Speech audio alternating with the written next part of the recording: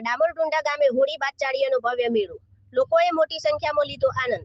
અરવલ્લી જિલ્લાના બેગરજ તાલુકાના ડામોરડુંડા ગામે હોળી પર્વ બાદ ચોથા દિવસે ભવ્ય મેળાનું આયોજન કરવામાં આવ્યું હતું। ઠાકોર સમાજ દ્વારા વર્ષોથી ચાલતી આવતી પરંપરા મુજબ ગામની સીમા પર આવેલા તળાવ પાસે આ મેળો ભરાયો હતો।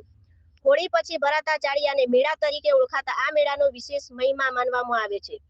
આસપાસના અનેક ગામોમાંથી લોકો મોટી સંખ્યામાં મેળાનો આનંદ માણવા માટે ઉમટી પડ્યા હતા। મેળા દરમિયાન ઢોલ નગારા અને ડીજેના તાલે યુવકો તેમજ ગ્રામજનો ઉત્સાહપૂર્વક નાચતા નજરે પડ્યા હતા। સમગ્ર વિસ્તાર ભક્તિ, આનંદ અને લોક સંસ્કૃતિના રંગોથી રંગાઈ ગયો હતો।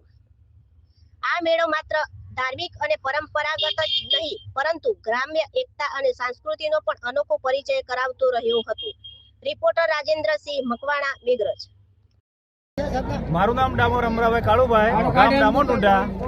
અમારે વર્ષોથી પરંપરા મુજબ ચાડિયાનો મેળો ઉજવવામાં આવે છે।